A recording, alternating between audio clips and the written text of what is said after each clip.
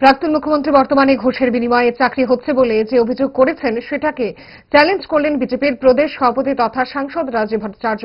বুধবার দলের মুখ্য কার্যালয়ে এক সাংবাদিক সম্মেলনে এই প্রশ্নের জবাবে তিনি প্রাক্তন মুখ্যমন্ত্রীর উদ্দেশ্যে চ্যালেঞ্জ ছুড়ে বলেন, ক্ষমতা থাকলে প্রমাণ করুন ঘুষের বিনিময়ে চাকরি হয়েছে। হাইকোর্ট, সুপ্রিম কোর্ট রয়েছে, সেখানে যান। 10,300 দেশের চাকরি কেন গেল, কাদের জন্য গেল? যাদের চাকরি গেছে তাদের তো কোনো দোষ নেই, এর জবাব কে দেবে জানতে চেয়েছেন ভট্টাচার্য। বর্তমান সময়ে যে সমস্ত চাকরি হয়েছে এবং সবগুলো হচ্ছে সুষ্ঠু নিয়োগ নীতির মাধ্যমে এবং আগামী দিনেও হবে, এ সমস্ত চাকরি কোথাও ঘুষের মাধ্যমে হয়েছে, পারলে কেউ চ্যালেঞ্জ করুক, বললেন রাজীব ভট্টাচার্য। হচ্ছে নিয়োগ নীতির কথা বলছেন, যে কটা চাকরি হয়েছে নাকি ঘুষের কথা বলছেন? আমি তো বলছি প্রমাণ করার জন্য। স্বচ্ছ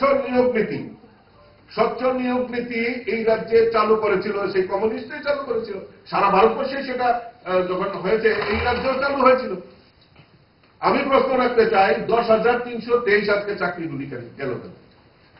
তাদের জন্য কেন? তাদের তো কোনো দোষ নেই। তারা তো আমাদের রাজ্যের ছেলে, আমাদের এই রাজ্যের ছেলে মেয়ে, আমাদের পরিবার, আপনাদের কেউ পরিবারের ছেলে মেয়ে হতে পারে। তাদের চাকরিগুলি গেল কেন? এই জবাব কারা দেবে? আমরা যে চাকরিগুলি দিয়েছি সুষ্ঠু নিয়োগ নীতির মাধ্যমে এবং আগামী দিনেও এই সুষ্ঠু নিয়োগ নীতির মাধ্যমে আমাদের রাজ্য সরকার আমাদের ট্রান্সপারেন্ট রিক্রুটমেন্ট পলিসির মাধ্যমে আমাদের সরকারি চাকরিগুলি দেওয়া হবে। আমি তো বলছি, যদি কেউ প্রমাণ করতে পারে ঘুষের মাধ্যমে হয়েছে, অমুক হয়েছে, চ্যালেঞ্জ করার জন্য আজকে হাইকোর্ট, সুপ্রিম কোর্ট রয়েছে। সেগুলিতে নিশ্চয়ই যদি কেউ বঞ্চিত হয়ে থাকে নিশ্চয়ই সেগুলি অ্যাপ্লাই করে দেখতে পারে।